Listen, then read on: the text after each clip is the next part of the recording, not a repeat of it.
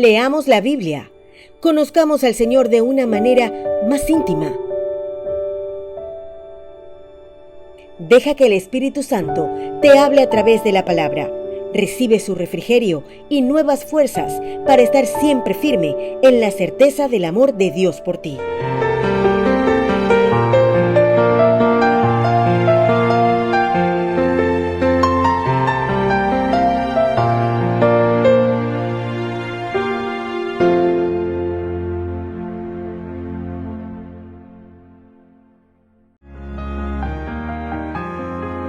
El encuentro en mi vida transformó mi matrimonio de una forma extraordinaria, porque el Señor hizo que todo aquello feo que yo vivía con mi esposo cambiara totalmente. Él y yo somos una sola carne desde que los dos recibimos a Cristo. Gracias a Dios, ahora tenemos 42 años de casado felizmente. Un encuentro en mi vida me hizo entender que tengo dependencia solo de Él, que no puedo depender de nadie más y que todo viene de nuestro Padre. También me hizo entender que no estamos solas, que con Él todo es posible.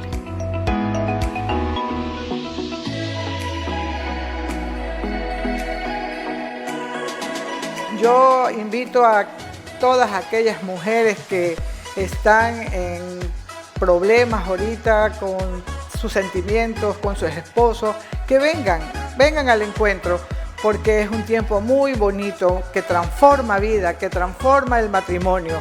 Un encuentro cambia vidas. Espero que cambie también la tuya. Te estamos esperando.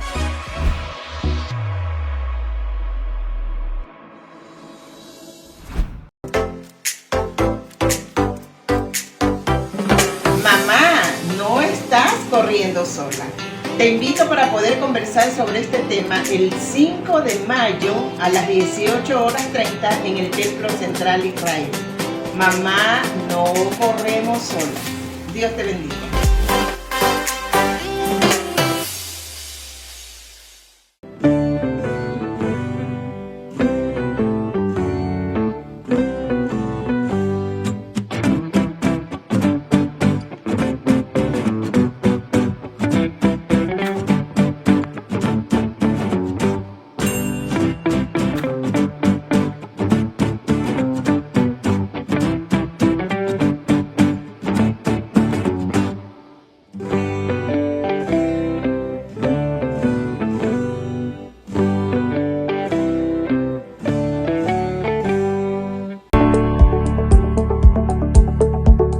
¿Cómo definir un encuentro con Dios?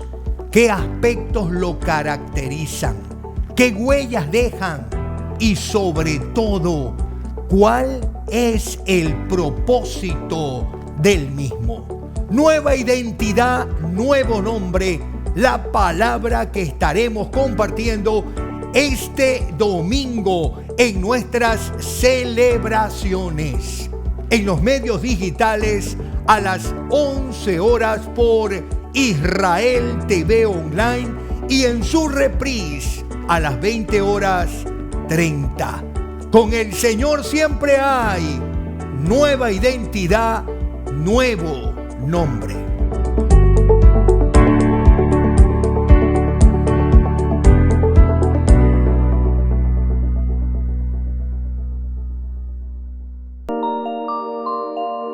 Biblia al Día quiere compartir un tiempo especial, el estar junto a la palabra, el dialogar con ella, el ser afirmado por ella, el recordar esas palabras serán siempre de bendición. Palabra y poder especial de Biblia al Día, jueves 20:30.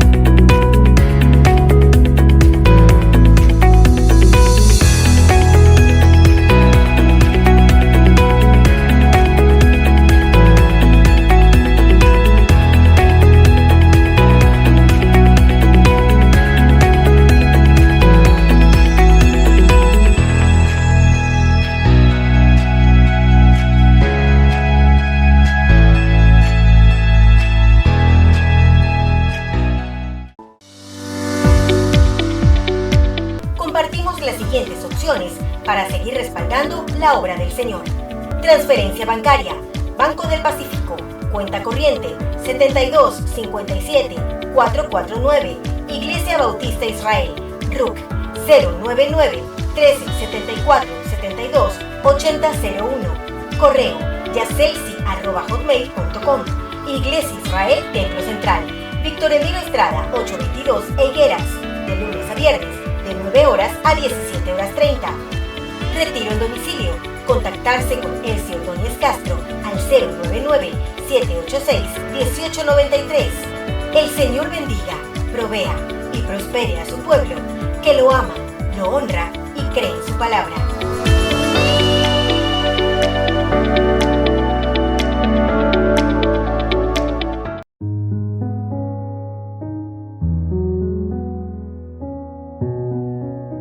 Y la gran pregunta sería, ¿cómo identificar a un obrero aprobado?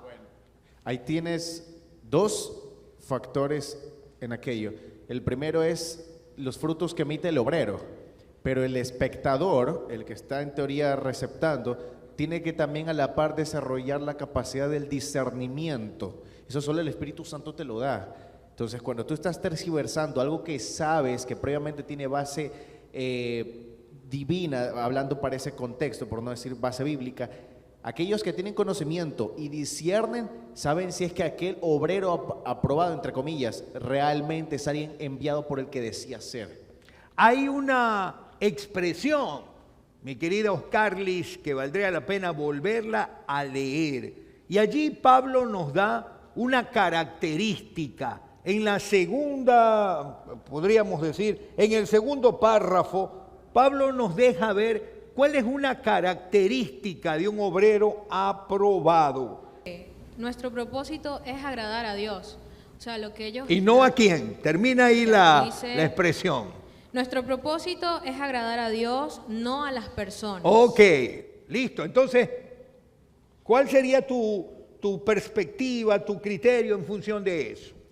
Pienso que de una u otra forma ellos estaban cumpliendo no por agradar a las personas, como que si te parece o no te parece lo que estoy diciendo. Okay. Ellos no se basaban en lo que los demás podían llegar a pensar, sino en lo que el Padre, el Hijo, les había enviado a hablar, que es la palabra de verdad. Es decir, querido amigo, que ser un mensajero aprobado tiene que ver con fidelidad, queridos amigos, porque Pablo decía, hemos sido considerados para poder traer una buena noticia, nos ha sido confiado, y creo que allí viene la parte fundamental en torno a esto.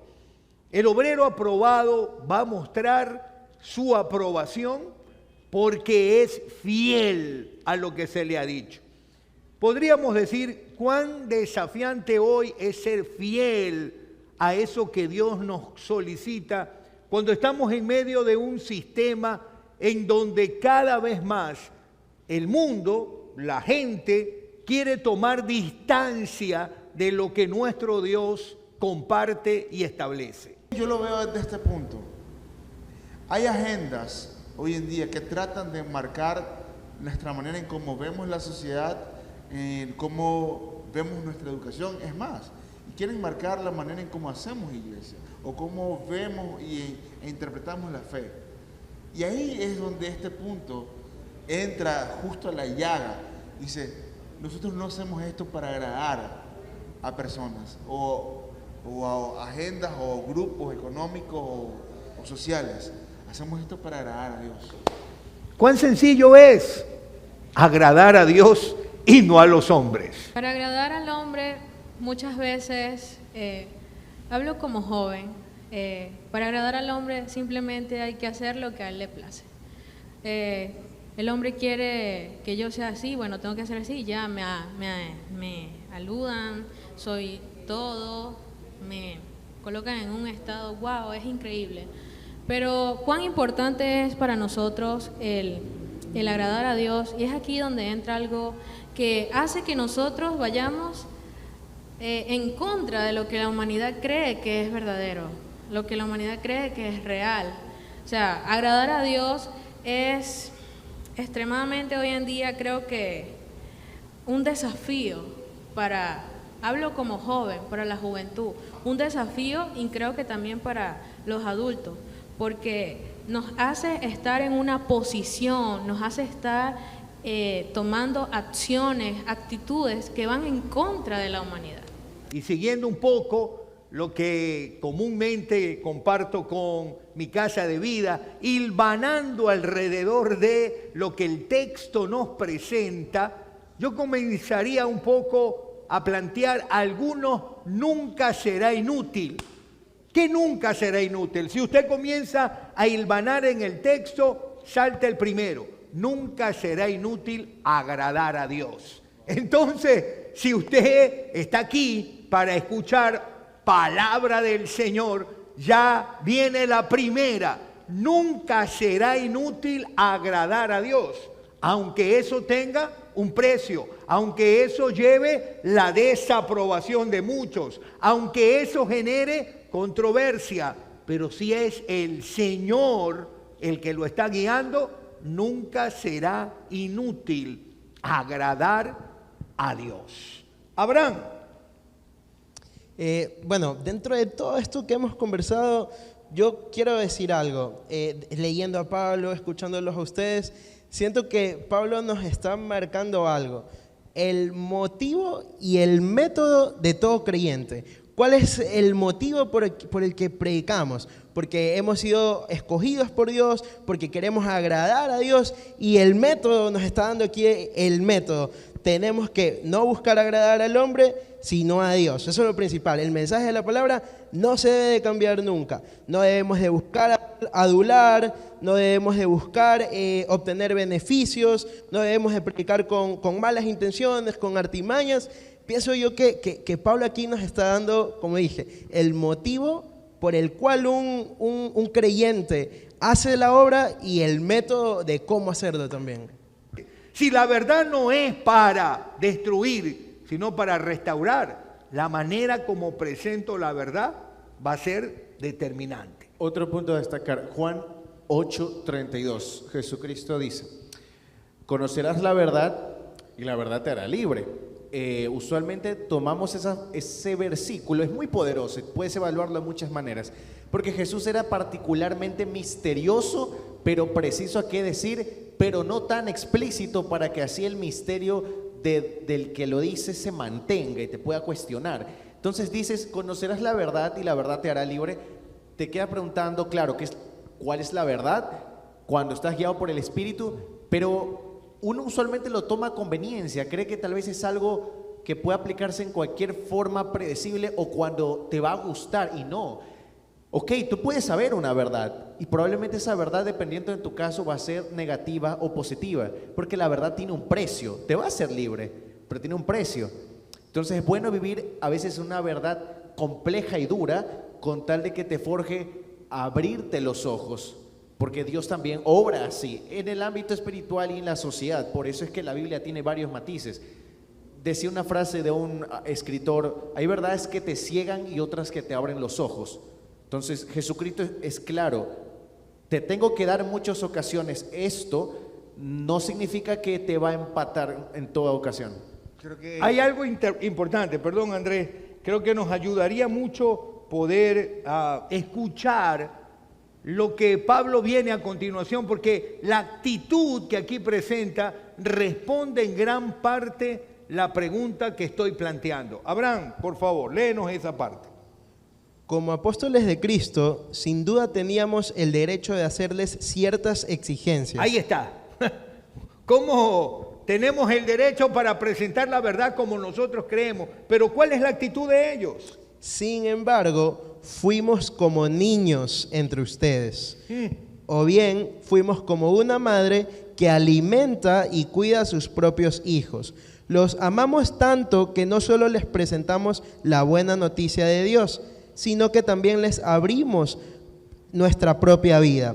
¿Acaso no se acuerdan, amados hermanos, cuánto trabajamos entre ustedes día y noche nos esforzamos por ganarnos la vida a fin de no ser una carga para ninguno de ustedes mientras les predicamos la buena noticia de Dios. Ustedes mismos son nuestros testigos, al igual que Dios, de que fuimos consagrados, sinceros e intachables con todos ustedes, los creyentes. Y saben que tratamos a cada uno como un padre trata a sus propios hijos. Les rogamos, los alentamos y les insistimos que lleven una vida que Dios considere digna, pues Él los llamó para que tengan parte en su reino y gloria. Yo creo que aquí hay mucho de la pregunta que hemos planteado. Las actitudes son importantes, No es el hecho de tirar la verdad y simplemente yo sentirme feliz porque he dicho la verdad, sino si esa verdad lo que procura es restaurar, lo que procura es abrir los ojos, lo que procura es encauzar una vida, la actitud es fundamental. Y aquí vemos actitudes que ellos tenían. Nunca será inútil, siguiendo un poco e hilvanando, podríamos decir, nunca será inútil dejar de lado el derecho que creo que tengo para tirar la verdad y asumir la actitud de un niño, asumir la actitud de un padre a un hijo, asumir ese espacio como un espacio de amor. Mire esta figura. Fuimos como una madre que alimenta y cuida a sus propios hijos. Es decir, la verdad que un padre trae a un hijo nunca lo va a dañar. Y yo creo que eso es lo que necesitamos traer a la mesa y que usted lo ponga en el corazón. Cada vez que usted va a exponer la verdad, recuerde eso. La verdad no procura dañar, sino restaurar. Procura levantar. Ese era el deseo de Jesús al traer la verdad. Pablo, mostrando algo importante, dos aspectos que observo. Ese trabajo pastoral tan necesario de no perder la relación, no perder el contacto. Si bien se había quedado un poco interrumpido, envía a alguien para que pudiera hacer esa labor, Timoteo.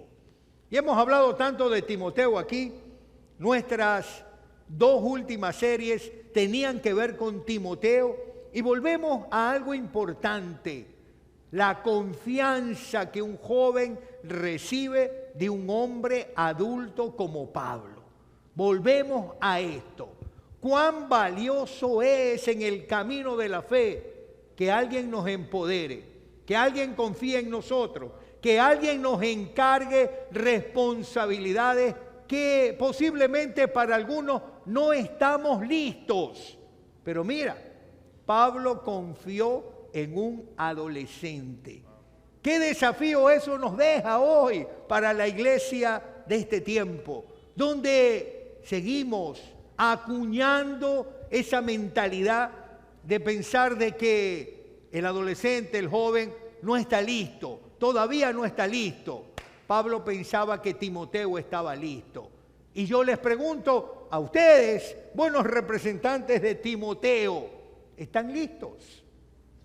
Pero yo creo que a la final uno termina formándose en el camino, ¿verdad? Uno termina siendo listos hasta el final, pero siempre y cuando la buena voluntad y la confianza de aquel que lo envía, en este caso aquel que lo acompaña, yo creo que eso también da un respaldo, porque Timoteo sí es verdad que iba en nombre de Dios, pero también tenía el abrigo y el abrazo de Pablo. Sabían que venía, que era un fiel discípulo de Pablo. Iba en nombre del apóstol. Iba en nombre del apóstol, entonces él lo representaba. Eso le daba mucha apertura también hacia Timoteo y realmente un acto como ese primeramente es digno de admirar por parte de Pablo, para quien confía su ministerio a un adolescente, y también es bien recibido por Timoteo, ¿no? Qué bueno que esa responsabilidad no no la menospreció, no la dio por menos, sino que la abrazó y sabía que era un propósito de parte de Dios para él.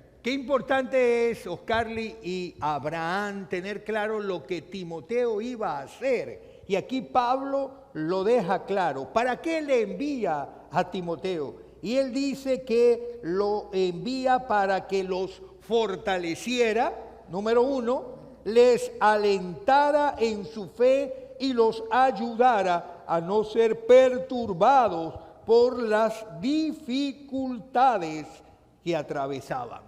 Un joven fortaleciendo, un joven fortaleciendo. Y recuerdo mi experiencia siendo un muchacho de 17 años o 18 años, haber en ese tiempo comenzado a dirigir un grupo en una casa de una familia donde muchos de ellos pudieran haber sido mis padres, mis tíos, y yo dirigía el grupo, pero fui también encomendado por el pastor David Campos, quien en ese momento confió y me envió. Uno no sabe cuánto bendice una vida cuando hace eso. Fortalecer, dice, afirmar en la fe y ayudar para no ser perturbado por las dificultades que atravesaban. ¿Es posible que un joven pueda hacer eso, Abraham? Tú que trabajas con adolescentes. Bueno, desde luego sí, yo creo definitivamente que como Pablo mismo le dijo a Timoteo, no tomes en poco tu juventud. Yo creo que un adolescente o un joven, claro que pueden hacer el trabajo de fortalecer y de ayudar en medio de las dificultades. Yo creo que parte importante de esto es cuánto nosotros dejamos que el joven o que el adolescente camine con nosotros. Porque es en ese caminar del adolescente, es en el del joven con nosotros, que él va observando, que él va aprendiendo, qué tanto espacio le damos a ellos para que caminen con nosotros, ¿no? Para que un joven pueda caminar con un adulto y de esa manera aprender. Yo creo que ahí, desde mi experiencia personal, cuando yo más he aprendido a poder acompañar a otros, a poder ayudar en las dificultades de otros, fue cuando me permitieron caminar con ellos. Pablo mostraba cuánto anima saber lo que Dios está haciendo en la vida de otros. ¿Qué experiencia ustedes pudieran compartir acerca de eso? En el servicio que han realizado, en el acompañamiento a niños, adolescentes, a jóvenes. ¿Cuánto les anima a conocer lo que Dios está haciendo en la vida de personas en particular? Pablo estaba preocupado de que el enemigo los hubiera vencido, pero viene Timoteo y le da buenas noticias. Es poderoso escuchar buenas noticias de quienes han recibido la semilla del Señor y siguen firmes. Por supuesto que sí. Podemos ver en la carta cómo Pablo refleja los dos estados de ánimo, ¿no? de alguien que está dispuesto, o un maestro, ¿no? Por un lado dice que mi logro más alto no es tener un título o posesiones, sino son ustedes, que lleguen a ser mejor que de lo que yo soy, que lleguen a aplicar todo lo que han aprendido. Pero por otro lado, mi miedo está que haya arado en el mar, diríamos nosotros, un dicho popular, ¿no? Que lo que les hayamos enseñado se pierda. Y yo seguro que el mío es porque seguramente vio a varios desertar. No solamente la preocupación era por ellos, sino que podemos ver a través de las cartas mismas que varios de ellos lo dejaron en cierta ocasión. Y eso da profundo dolor.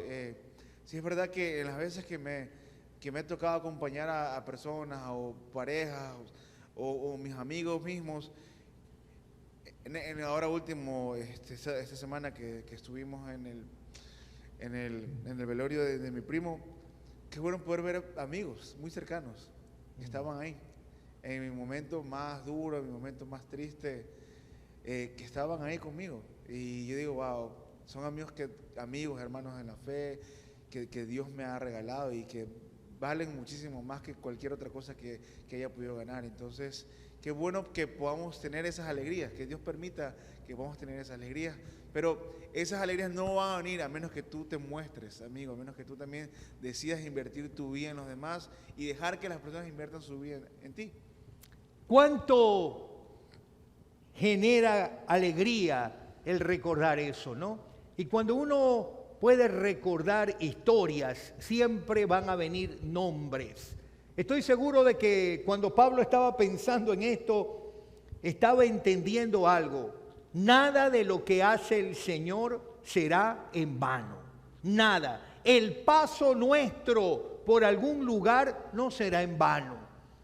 Estos próximos días vamos a tener un momento muy emotivo, creo. Muchas personas que compartimos tantos años en una compañía aquí en Guayaquil, y cuando recuerdo mi paso por ese lugar, tantas cosas lindas, emociones, vivencias, experiencias, pero lo más hermoso es poder pensar que muchos que compartieron conmigo ese espacio hoy son hijos de Dios. Y pudiera nombrarlos: Eda Mendoza, Edisabel Gutiérrez, Cristian Coronel, Silvia Plasencio, Rodrigo Moncayo, que está en la presencia del Señor, Bruno Córdoba. ¿Cuántos hoy conocen al Señor? Y pensar de que de una u otra manera compartimos juntos, tuvimos la oportunidad de expresar de una u otra forma esta experiencia de fe. Creo que Pablo sentía eso. Pablo sentía de que donde Dios nos coloca nunca es sin un propósito. Y también creo que hay lo necesario es que a veces uno se pregunta, ¿y yo qué le voy a decir? ¿Cómo puedo hacer? Cosas así. Y olvidamos que lograr siempre es divino. Dios ya está trabajando con las personas. Yo recuerdo una vez que estaba trabajando en una pequeña compañía y hubo una chica que trabajaba ahí que me había comentado que se quería suicidar, se quería quitar la vida. Y yo le compartí, o sea, como que le compartí, Dios te ama, le compartí, ni siquiera, no tenía ni una clase de seminario, no tenía ni una clase del IFM, ni más o menos leía la Biblia y todo eso, y le compartí lo que tenía, o sea, lo que sabía y lo que tenía. Después ya de eso nunca más volví a verla, nunca más, años. Hasta que un día me la topé aquí en la iglesia. Y dije, María José, ¿cómo estás? Le digo, sí. Y resulta que después de haberle compartido el evangelio, ella asistió a una iglesia, y no solamente asistió a una iglesia, sino que se integró a una jornada de misiones, y ahorita sirve como misionera en varias ciudades y también trabaja en el ministerio local de su iglesia. Y yo me quedé así. Y le digo, yo me acuerdo que tú me compartiste esa noche el evangelio, porque trabajamos ahí en la noche. Y ahí después eso fue la iglesia. Y digo, eso no fui yo, o sea, no fue mi destreza con las palabras o mi sabiduría. Dios ya estaba trabajando con la vida de alguien. Gloria a Dios que en ese momento Él decidió usarme a mí, pero a veces no damos ese paso de fe simplemente por vergüenza, por miedo, cuando Dios, yo siempre digo, el obrar es divino. O sea, Dios ya está trabajando con las personas. Simplemente hay que acercarse y decirle, hey, ¿cómo estás? O Dios te ama, y nada más. O sea, y el resto, el Espíritu Santo ora. Y fue algo que conversando ahorita acerca de eso me lo dejé, me hizo recordar y hacer memoria de cómo Dios obra a través de la vida de las personas, ¿no? Sí, yo creo que aquel que es fiel, aquel que permanece, es un motivo de alegría, de gozo para aquel que sirve. Porque en cierta forma también para el que sirve ve a Dios en la persona en la que la ve fiel, en la que la ve que persevera, en la que la ve constante, porque se da cuenta que no es, como decía Andrés, que no es Él el que está obrando, porque no son nuestras palabras, no son nuestras fuerzas. Ve verdaderamente que la palabra que predicamos, al Dios que servimos, es un Dios vivo, es un Dios que no lo vemos, pero se está moviendo en todas partes. Y es algo increíble. Me encanta porque en otra versión Pablo dice, saber cómo están ustedes nos hace sentir nuevas fuerzas para seguir viviendo. Tremendo. Y eso es increíble, sí. Tremendo. La verdad es que sí. el recordar a estos amigos que voy a encontrarme este sábado y saber que muchos de ellos hoy conocen a Cristo, que sus vidas fueron transformadas, que ese paso no fue circunstancial, que realmente Dios tenía un propósito. Y qué hermoso es saber que Dios tiene un propósito contigo, en el lugar donde te tenga, con las personas a las que Él te da acceso. Recuerda algo, puede ser que hoy tú pienses que nada ocurre, pero el tiempo te dará la oportunidad de ver el obrar de Dios en esas vidas. Así que nunca dejes de sonreír, nunca dejes de tener una palabra amable, nunca dejes de tener una actitud cordial, nunca dejes de dar una palabra de aliento, porque lo que hoy crees que no surte efecto, Dios te permitirá verlo en la vida de muchos de los que te han acompañado en este camino de vida. Wow, qué interesante que Pablo nos anima a que podamos vivir una vida que agrade a Dios. Si Pablo lo escribe, Antonio, significa que es posible, ¿verdad? Vivir una vida que agrade a Dios. ¿Cómo es posible vivir esa vida que agrade a Dios? Según lo que tú puedas entender.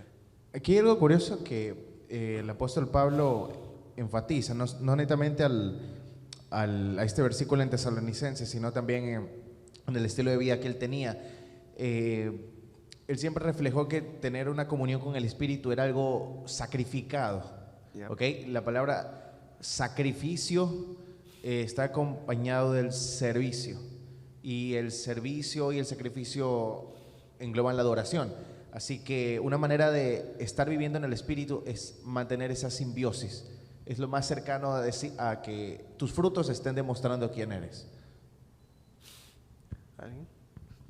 Bueno, en realidad creo que es un punto importante que menciona que más allá de decirnos que vivamos de una manera que le agrade a Dios, tal como nos enseñamos, también dice que nos anima a hacerlo aún más. Ya. ¿No? Es muy claro que ellos enfatizan en que ya se nos enseñó cómo hacerlo, pero también enfatizan en que lo hagamos aún más. Quiere decir que esto es posible llegarlo a hacer como tú lo mencionaste, Andrés. Claro. Entonces, esto de que lo hagamos aún más nos invita a hacer un esfuerzo diario. Yeah. Nos invita a hacer un esfuerzo, una milla más, un pasito más para llegar a la meta. O sea, significa que no puedo ser la misma persona que soy, habiendo conocido hoy a Cristo y llevando 5 o 6 años en la fe. No puedo ser la misma persona, ¿verdad? Así es. En otra versión, me encanta esta versión en la NBI, donde Pablo les dice: les pedimos encarecidamente en el nombre del Señor Jesús que sigan progresando en el modo de vivir que agrada a Dios. Y tomando lo que dijo Tati, tomando lo que dijiste tú, Andrés, primero, es posible vivir una vida que agrada a Dios. Amén. Y segundo, es posible que podamos ir progresando. Es decir, lo que decías, Andrés, un cristiano debe de tener o debe de experimentar en su caminar crecimiento. Yeah. Es necesario que no nos quedemos donde estamos. Hoy estoy en un lugar, pero definitivamente es posible, y Dios quiere que mañana, en un mes, en 2 meses, esté en otro lugar mucho más grande, en otro lugar mucho mejor, porque eso es lo que definitivamente Él quiere para nosotros, que experimentemos crecimiento. La invitación de Jesús siempre es ir a más profundo. Nunca es quedarte en la orilla, nunca es quedarte tal y como eres. Puedes venir a Él tal y como eres, sí, pero la intención de Él es siempre perfeccionarte, es siempre santificarte, es siempre que puedas reproducir la vida que produce en el Espíritu. Y tanto Pablo como Jesús, y a través de toda la Biblia podemos ver que nosotros vivimos en esta condición de decaimiento, vivimos en este cuerpo, que no necesariamente el cuerpo sea malo, sino que esta condición de nuestra mente, que a lo que Pablo dice que la carne es nuestra manera de poder tener los pensamientos que van en contra de lo que Dios ofrece, pero sin embargo la promesa está en que el Espíritu Santo en nosotros forma el carácter de Cristo. El Espíritu Santo en nosotros es capaz de que nos podamos ser llamados santos, tal y como Pablo escribe aquí, que seamos santos. Y esa es la manera en la cual el día de hoy Pablo y la Biblia y tanto Jesús y Dios nos está llamando a vivir. Quizás el contexto del cual de nosotros no sea actualmente la inmoralidad sexual, pero probablemente sea el chisme o probablemente sea la corrupción como tal. Y en un país altamente corrupto, ser incorruptible, no ser corrupto, es ser una voz que clama en el desierto, es ir contra corriente, ¿verdad? Hacer las cosas bien. Esa es la vida que Jesús nos está invitando y nos está llamando a poder vivir. Porque Pablo dice que sus vidas se encuentren atractivas.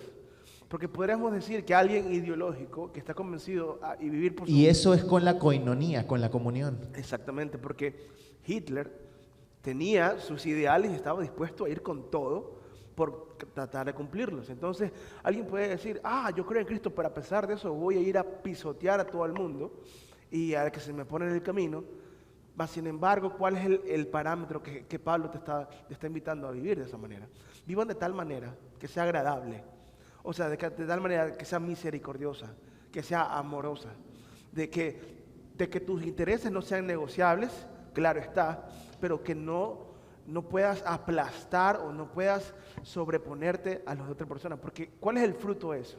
¿Qué es lo que causa eso? División.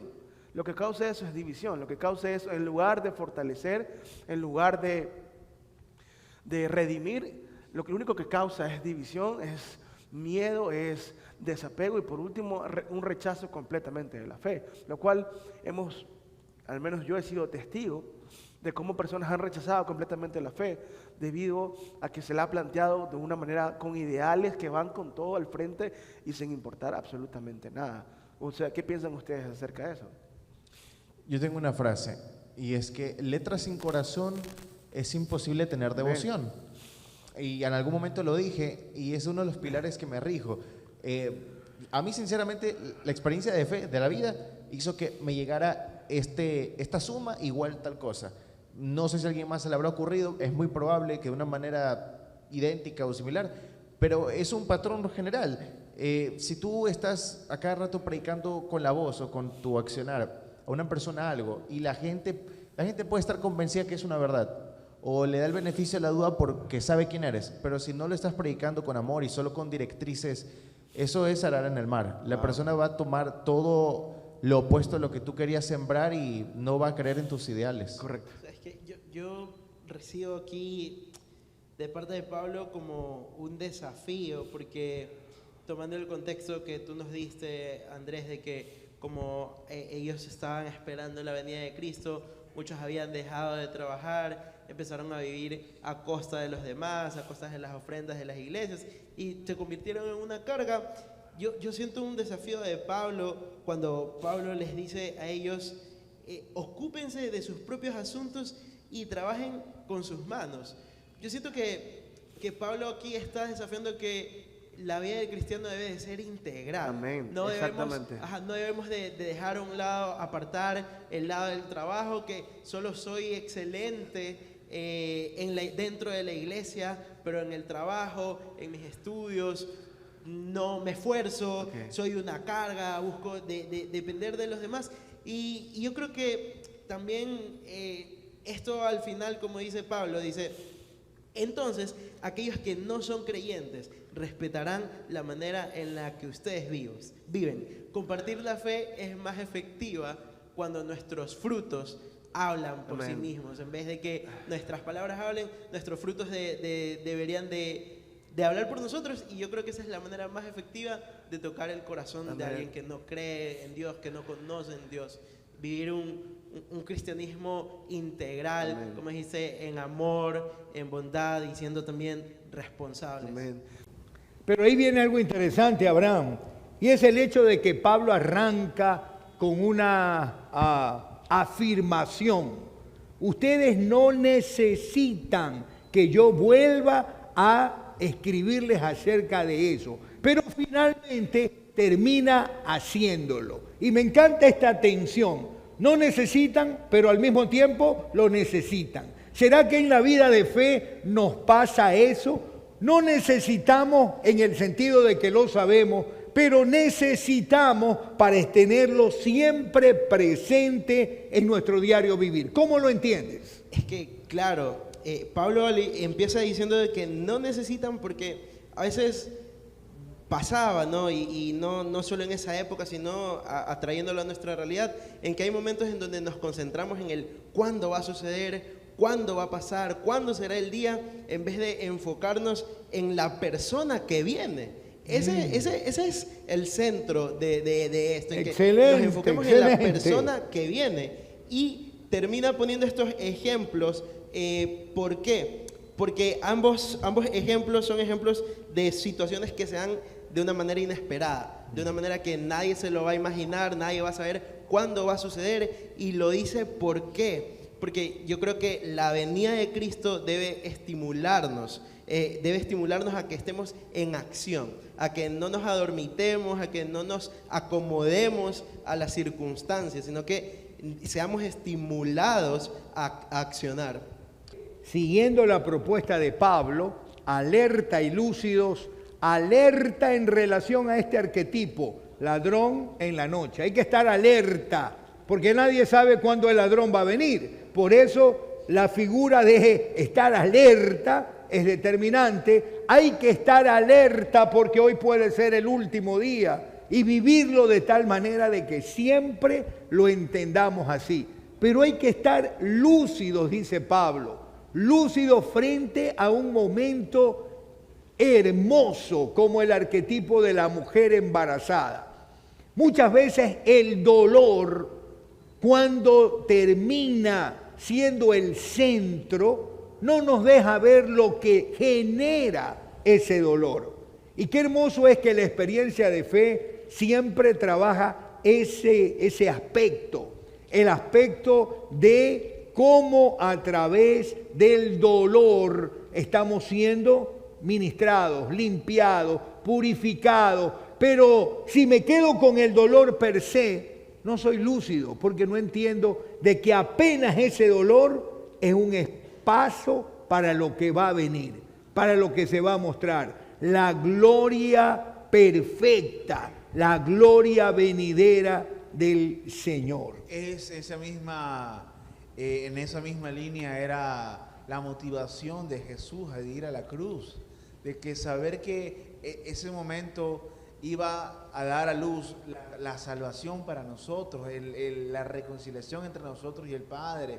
Es por eso que cada vez que yo ha sido tentado, incluso sus discípulos dijo que no te suceda eso, o sea, que no te pasen ese tipo de cosas.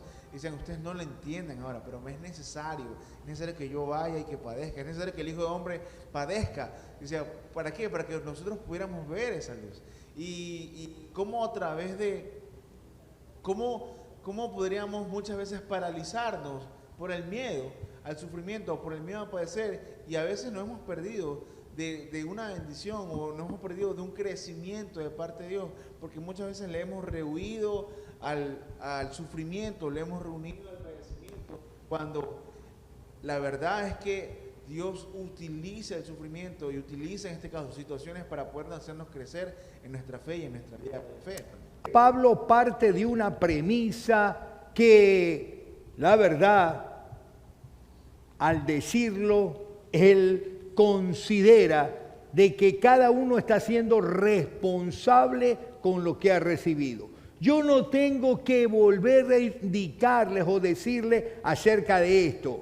José Antonio dice, bueno, entendemos que los hijos de Dios hemos sido formados en las profecías, pero me pregunto, con este mundo tan agitado, con este mundo lleno de tanto afán y ansiedad, ¿cuántos hijos de Dios estamos olvidando la importancia de estar en ese día a día con la palabra? ¿Cuántos no nos estamos fortaleciendo en estas verdades? Y pareciera que a muchos, en virtud de lo que se ha dicho aquí, no debería sorprenderle, pero les sorprende lo que estamos viviendo. ¿Acaso la palabra no lo ha dicho?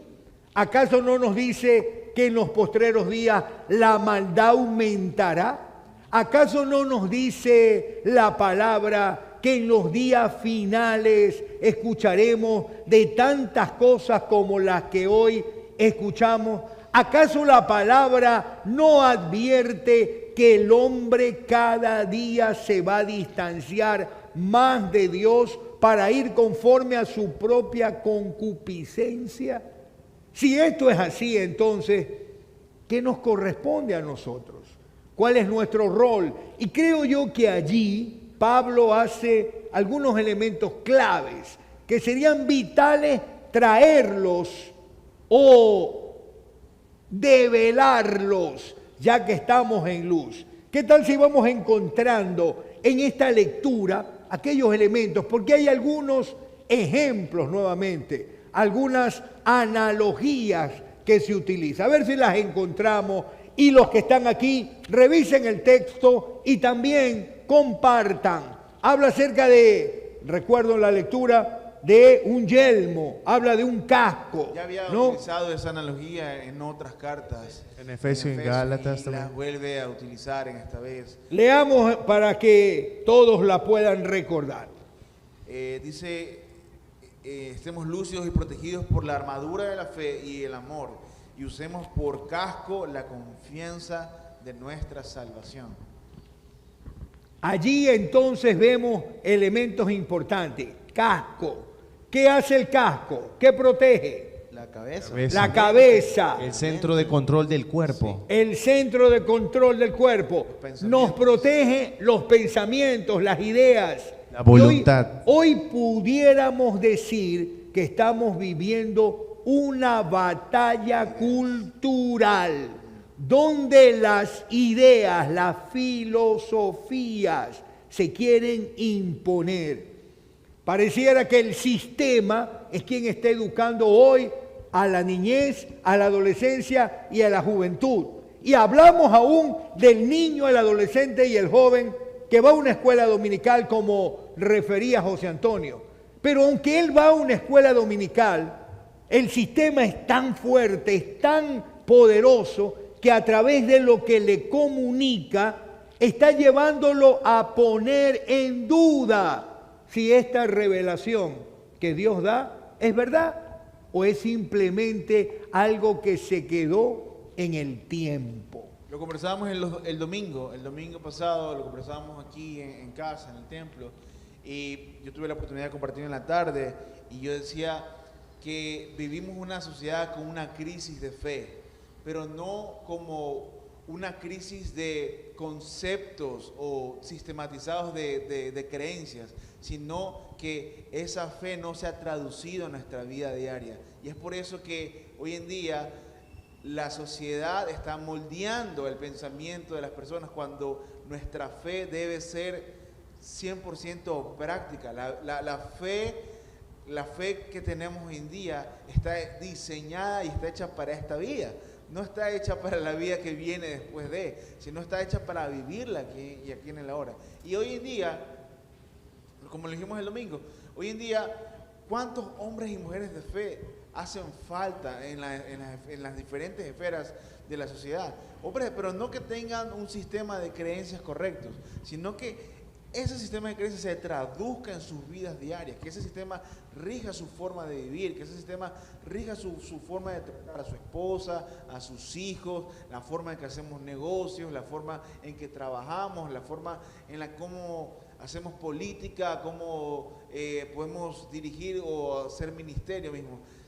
Necesitamos que esa fe sea viva, que sea una fe práctica, que sea una fe para el día de hoy. Y es que sí, por algo Pablo empieza esta segunda parte diciendo, ustedes son hijos de la luz. Pablo nos da esta tremenda afirmación para hacernos saber que somos luz. ¿Y qué es lo que más necesita hoy el mundo, mi querido Abraham? Luz, así que luz. Como luz debemos caminar alumbrando. Es que, como lo había dicho al inicio, la fe, nuestra fe tiene que estimularnos a accionar, a que llevemos la luz. Y como dijo Andrés, la invitación sigue siendo la misma. El Señor Jesús la dio hace 2000 años y la invitación hoy sigue siendo la misma. Y me encanta cómo nos recuerda, y hay que siempre tener presente, aún en los momentos más oscuros, ahí es cuando más hay que recordar, ustedes no son de la oscuridad, son hijos de la luz. Para mí ha sido desafiante entender en el camino de la fe es aquello que en diversos momentos este camino nos propone: honrar, honrar.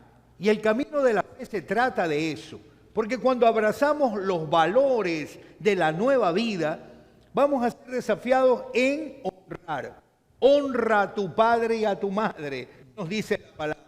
Honra a los que están en eminencia.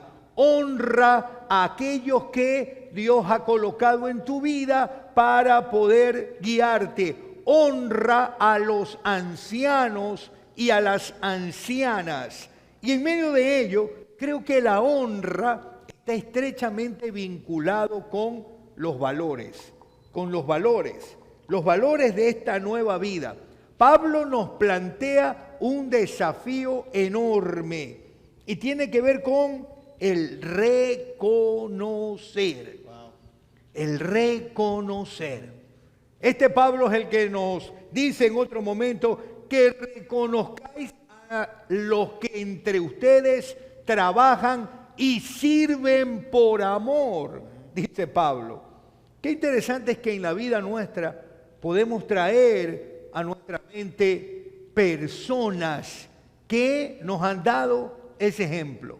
Un sabio consejo que Pablo nos da es: no pases la vida siendo ingrato, no pases la vida siendo malagradecido, no pases la vida mirando como que le toca hacerlo a esa persona porque está allí, porque tiene un cargo, porque asumió una vocación.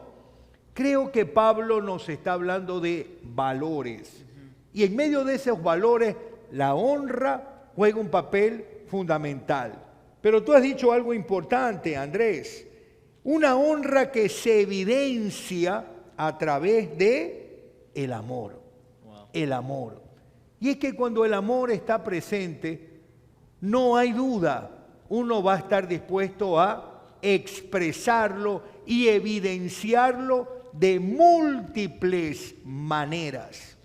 Hubieron comunidades de fe que le expresaron su amor a Pablo, estuvieron con él, oraron por él, ofrendaron para el ministerio de Pablo, no lo dejaron solo cuando estaba en medio de sus situaciones.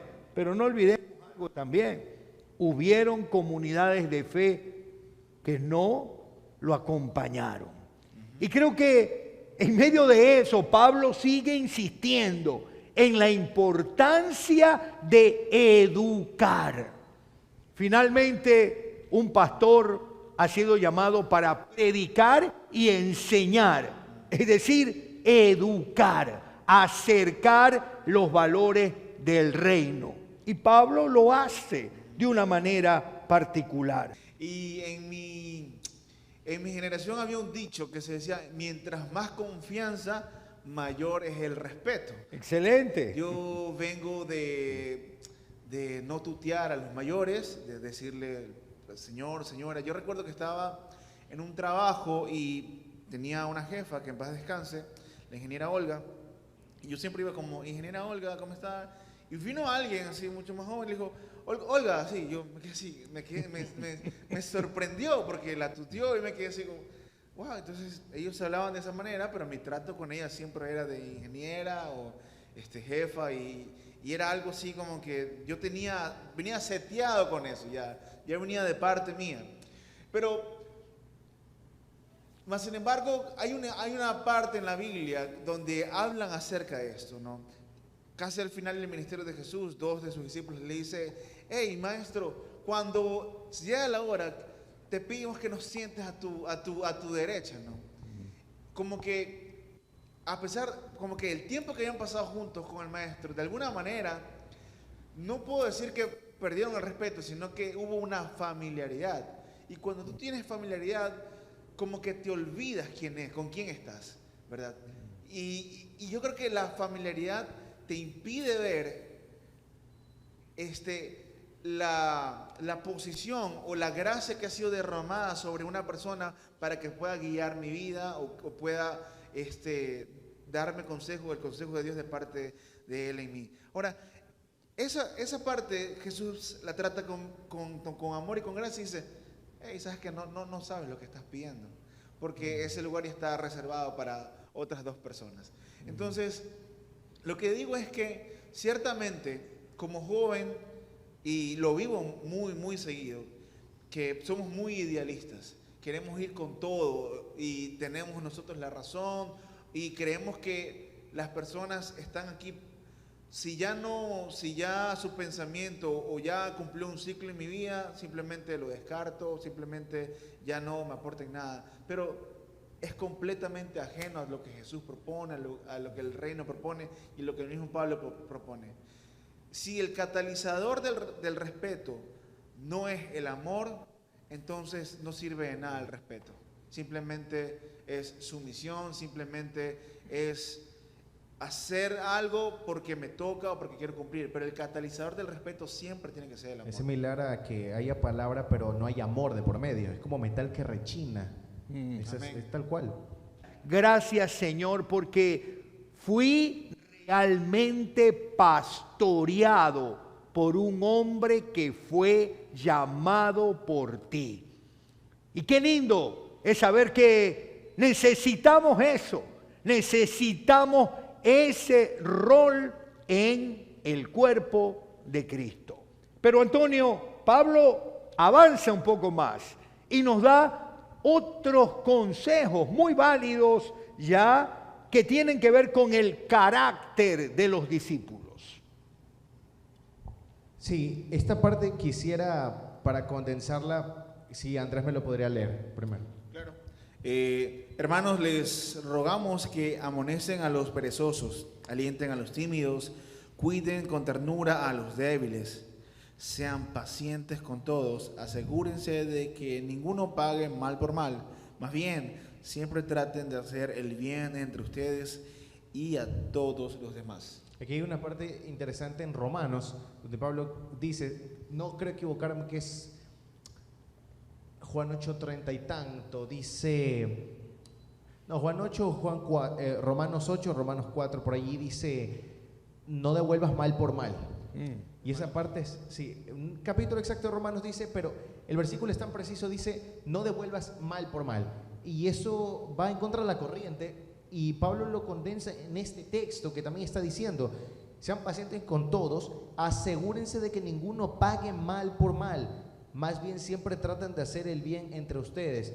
Y miren lo que dicen, dice, más bien trata siempre de hacer el bien por bien. Esto es tan tapiñado, diríamos, porque a pesar que Pablo te lo está pidiendo como una sugerencia amigable, también te lo está diciendo, porque no solamente dice trata de hacer el bien, dice trata y después dice siempre el bien. Entonces tenlo como un pilar en tu vida, no como una sugerencia. Lo sabio de esto es que sepamos probarnos como cristianos cuando tal vez la persona que más nos está ministrando o más confiamos dentro del cuerpo de Cristo haga algo que nos lastima. Ahí es cuando más cuesta, pero Cristo demostró que se puede hacer. Pablo está planteando el gran desafío de la fe. El desafío de la fe frente a un sistema normativo de creencias. El sistema normativo de creencias nos lleva a vivir una experiencia individual. La fe nos invita a vivir una experiencia relacional.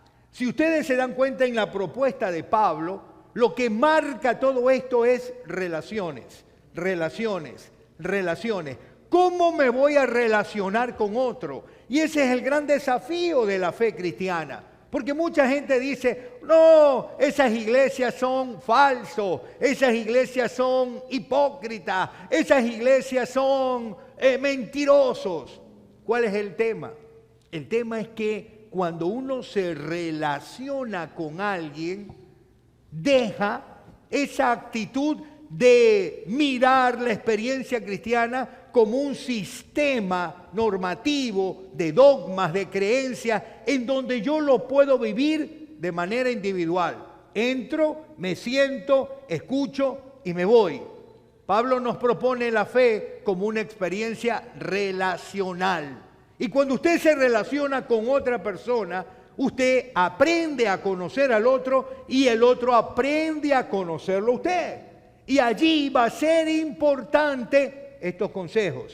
Tendremos que ser tolerantes, tendremos que ser comprensivos, tendremos que ser bondadosos, tendremos que ser compasivos. Es decir, en virtud de la relación se irán produciendo aquellos aspectos que la misma relación va demandando y en donde el carácter como un discípulo se va a ir mostrando. ¿Cómo vivir esta fe inquebrantable en estos tiempos? ¿Quieres ministrarnos y ministrar a otros? Pero en medio de ello, Pablo termina esta expresión hasta que el Señor venga, con una afirmación categórica. Es aquello que Habacuc también recibió en medio de sus lamentos, en medio de sus quejas, en medio de su frustración. Habacuc tenía que saber que en esos mismos días donde él señalaba que la maldad aumentaba, la violencia era imparable, la injusticia se vivía a borbotones, en esos mismos días Dios estaba trabajando y haciendo algo especial. Y mire lo que dice Pablo, dice algo muy, muy particular. Y dice, hasta que nuestro Señor Jesucristo venga, Dios hará que esto suceda, porque aquel que los llama es fiel. Y si hay algo que necesitamos rescatar en Guayaquil, que necesitamos decirlo con fuerza, con entusiasmo, con pasión, es que el Dios que te ha llamado, el Dios que te invitó a seguirlo, el Dios que te dio la bendición de conocerlo, el Dios que se revela todos los días a tu vida, ese Dios está caminando en Guayaquil. Ese Dios no está distante de lo que ocurre. Ese Dios en medio de estos mismos días está trabajando. Y esa es nuestra esperanza. Está trabajando en medio de situaciones, circunstancias, lugares, momentos que muchos posiblemente no logramos divisar. Porque para poder ver ese obrar de Dios, vamos a requerir un poco que nuestros ojos de la fe se atrevan a mirar de una manera diferente. Yo siento la necesidad también de preocuparme por los demás, preocuparme por mi familia de la fe. Está bien orar por mí, claro, Señor, mantener esa fe constante, pero no está de más, incluso es parte orar por los otros, esos que están día a día allá, esos que día a día tienen esa misma carrera que nosotros tenemos para poder llegar a la meta, están en ese mismo proceso que nosotros para llegar a la santificación. Entonces, si no existe esa empatía de orar también por otros, pienso que es necesaria, porque todos necesitamos de la oración es fundamental en una fe inquebrantable. Un hombre que no ora, no veo, Un hombre que no ora, pero la pregunta sería, ¿cuántos hombres se atreven a decir, oren por mí? Porque pareciera que mientras más alto en este camino pensamos estar, estamos tan distante de esas realidades muy humanas. Es muy complejo poder escuchar a un ministro decir, oren por mí. Es muy sencillo y nos hemos acostumbrado a que la gente le diga al ministro, ore por mí, pastor. Pero ¿cuántos de los que ministramos, servimos, podemos tener esa humildad de lo que Pablo nos muestra aquí? Oren por mí. la iglesia romana, la iglesia católica romana, creo que una de las cosas que fue muy conmovida fue porque cuando asumió Francisco, lo primero que le pide a su comunidad espiritual es: oren por mí. Seguramente muchos de los que abrazan esta fe se quedaron sorprendidos de que un hombre que estaba siendo elevado a la máxima jerarquía pudiera decirles eso. Qué interesante es que Pablo, ya lo dijo antes, entendió esa necesidad urgente que tenemos todos de ser acompañados, animados, fortalecidos. Pero querido, ¿cuántas veces te has atrevido? Si estás en el servicio, si has crecido en la fe, si Dios te ha brindado de su gracia y has avanzado en este camino, con sencillez, con humildad, con transparencia y espontaneidad, poder decir: ora por mí, ora por mí. Qué poderoso es ver a un Pablo decir eso: oren por nosotros. Hace un par de domingos, siguiendo eso, antes de que comparta a Antonio, un querido hermano de muchos años aquí, de caminar juntos, el hermano Carlos Valladares, al terminar la celebración dominical en el hall, me abrazaba y me decía: varón, lo quiero mucho y quiero decirle que toda la noche estuve orando por usted. Y qué poderoso, como dice Andrés, el saber de que hay muchos que están orando por usted, por mí, por las circunstancias, muchos que estuvieron orando por la salud de Toyi, muchos que han estado orando por la salud de nuestra hermana Fanny Piedra, muchos que han estado orando por situaciones complejas que estamos viviendo, que enfrentamos. Pero como decía Andrés, qué importante es poder ministrarnos, porque es una palabra que nos fortalece. Antonio. Sí, yo quería acotar algo interesante en el campo de la oración. Una vez un pastor contó una anécdota bien curiosa de que, y esto pasó en la vida real, de verdad que sucedió. Esto pasó en Argentina. Había un pastor que había estado orando con su congregación de que el entorno donde estaba la iglesia estaba lleno de bares, y anhelaba en el nombre de Jesús que Dios quite ese problema cerca de la iglesia y se lleve eso, desaparezca el mal, porque estaba siendo de verdad un problema, y oró con fuerza y con fe. A la semana se enteró que en el bar del frente cayó un rayo y destruyó el bar, lo destruyó de verdad, y había gente ahí y se salió corriendo, y después el siguiente día se enteró por el entorno, porque era un lugar muy cerrado, de que los de la iglesia habían estado orando para que el bar se vaya el problema para ellos. Entonces el tipo, que era ateo también, el dueño del bar, va y se presenta con el pastor en un momento y le dice: oiga, yo lo voy a demandar a usted, porque usted estaba pidiendo y orando para que caiga un rayo. Y de la nada pues se lo llamó al patrullero, los policías fueron al tribunal hablando y le preguntaron: oiga, ¿y por qué usted denunció aquí al pastor? Porque estaban orando, hicieron para que caiga el rayo, todo ese tema. Y el juez dice: esto es increíble, estoy viendo un ateo que cree en el poder de la oración, y un pastor que duda de que lo que pidió se haya hecho realidad. Pero poco después el ateo se hizo cristiano también, porque pudo notar la incongruencia de su acción, porque por naturaleza somos seres sensibles a lo espiritual y a la fe.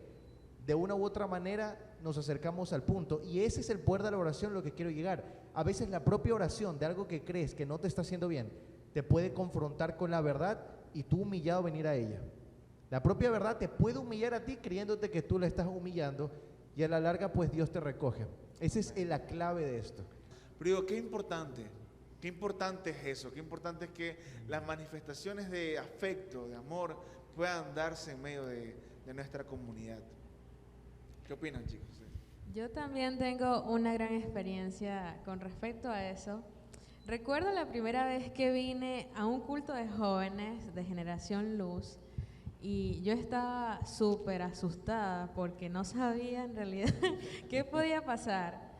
Y yo decía, no me van a entender porque literalmente no me iban a entender. Entonces recuerdo que justamente cuando yo estoy entrando está Juliana Molina. ¡Wow! Yo recuerdo que yo iba a entrar escondida literalmente. Yo decía, ay, voy a pasar. Y ella se me acerca con esa gran gracia, de verdad, y me da un abrazo y un beso. Y yo digo, wow, me está saludando con tanto amor y no me conoce. Y fue algo que en mí causó como romper, literalmente romper esa errónea creencia que tenía del rechazo. Te pueden rechazar. Y es algo que inclusive creo que se lo conté a su mamá, es una experiencia que para mí es algo increíble. Y cuando ese día vengo y exactamente tú dices, la iglesia no es un lugar al que asistes, sino una familia a la que perteneces, fue como que el náhuatl que completó todo ese día. Y es increíble cuando somos capaces de manifestar ese amor puro. Y les animo, les motivo también a que seamos también manifestando ese amor puro, porque no sabemos si podemos ser de gran bendición para otras personas.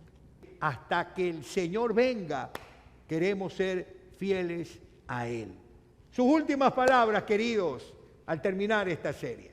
Bueno, siempre recordando y animando que el mismo Dios que nos llamó, ese mismo Dios que va a terminar la perfecta obra en nuestras vidas, que las circunstancias por las que estamos pasando, el momento difícil que estamos viviendo, recordar siempre que es una temporada, que no va a ser para siempre, que simplemente es una temporada. Y siempre detrás de un gran obstáculo, de una gran adversidad, nos espera siempre la bendición. Siempre diríamos, en la parte más oscura de la noche, es donde se aproxima el alba, donde se aproxima el amanecer. Así que, queridos hermanos, no perdamos la fe, no nos derrotemos, no entremos en pánico, recordemos en quién hemos puesto nuestra confianza, y que el que es esa roca firme, esa roca sobre la cual hemos edificado nuestras vidas, esa roca es Jesús, y Él siempre va a ser fiel y siempre va a estar junto con nosotros hasta que Él venga. Amén, amén, amén. Nos podemos ir. No, mentira. Verdaderamente algo que impacta mi vida día a día es el hecho de que muchas veces tenemos tantas preguntas, tantas incógnitas que no son respondidas al momento, oraciones, deseos, peticiones, anhelos, pero exactamente hoy Dios vuelve a recargarlo en mi vida y es, sigue, continúa, no te detengas, sin importar que, a pesar de, aunque, sigue, no te detengas, y con la mirada puesta en mí, que yo sé los planes que tengo para ti, y mis pensamientos, van más allá de tus pensamientos, y mis caminos mucho más allá de tus caminos. Así que, mi querido hermano, te animo a que permanezcas, joven, adulto, madre, padre, trabajador que estás viendo, permanece, sigue, porque a su tiempo segaremos. Amén, amén. Amigos, yo puedo decir, me encanta la frase que hasta el Señor venga. Anteriormente del tiempo que hemos tenido, me encanta cuando el pastor Parrish siempre, en ciertos momentos, creo que es cuando se hace la cena, que siempre está haciendo una pregunta, una invitación. ¿Quién está alegre y esperando el retorno de Cristo? ¿Quién está esperando que el Señor venga? ¿Quién lo está esperando? Y siempre se espera un amén.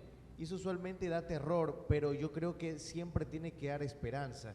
Hay veces que tú puedes llegar a la iglesia, estar en el camino de fe como Pablo lo analiza, y netamente el recordar que Cristo va a volver es lo que te mantiene con vida. Amén. Así que nunca olvidemos esa palabra.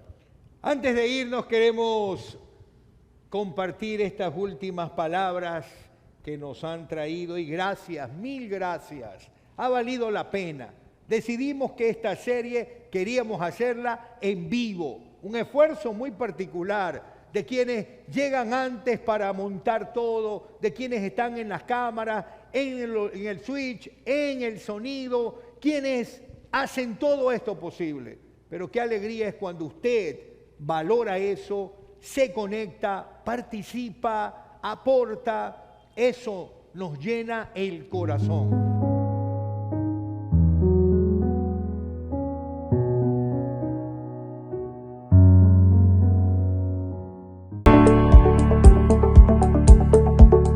¿Cómo definir un encuentro con Dios? ¿Qué aspectos lo caracterizan? ¿Qué huellas dejan?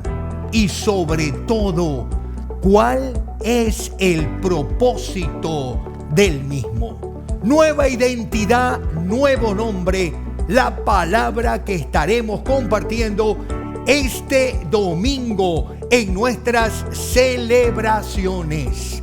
En los medios digitales a las 11 horas por Israel TV Online y en su reprise a las 20:30.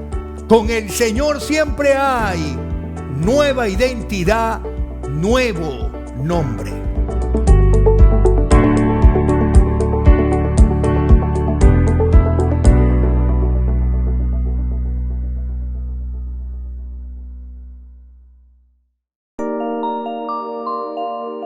Qué bendición, amados, el poder disfrutar de un espacio que Biblia al Día quiere compartirlo.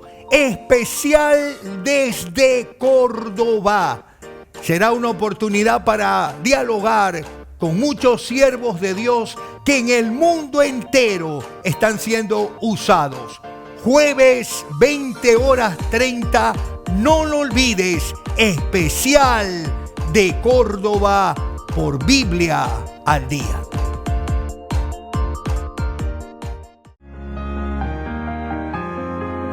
El encuentro en mi vida transformó mi matrimonio de una forma extraordinaria, porque el Señor hizo que todo aquello feo que yo vivía con mi esposo cambiara totalmente. Él y yo somos una sola carne desde que los dos recibimos a Cristo. Gracias a Dios, ahora tenemos 42 años de casado, felizmente. Un encuentro en mi vida me hizo entender que tengo dependencia solo de Él, que no puedo depender de nadie más y que todo viene de nuestro Padre. También me hizo entender que no estamos solas, que con Él todo es posible.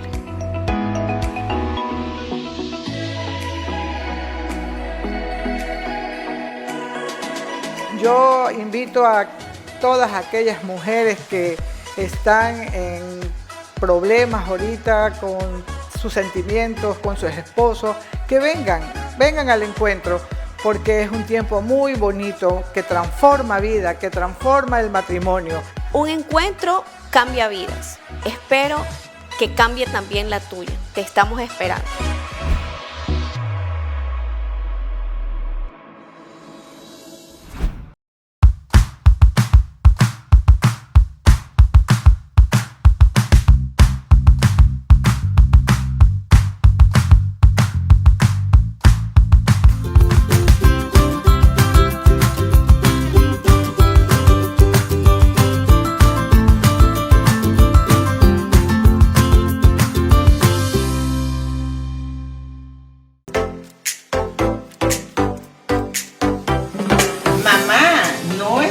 Corriendo sola.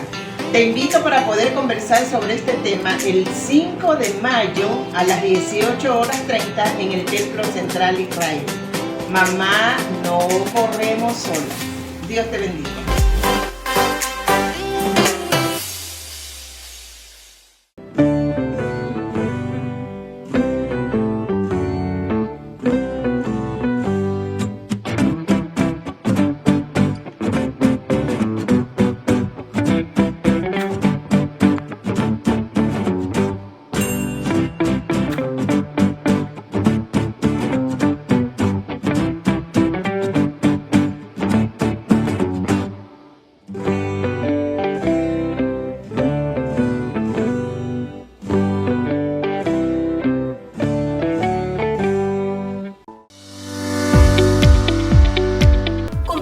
las siguientes opciones para seguir respaldando la obra del Señor. Transferencia bancaria, Banco del Pacífico, cuenta corriente 72 57 449, Iglesia Bautista Israel, RUC 099 13 74 72 8001, correo yacelsi@hotmail.com, Iglesia Israel Templo Central, Víctor Emilio Estrada 822 Higueras, de lunes a viernes, de 9 horas a 17 horas 30. Retiro en domicilio.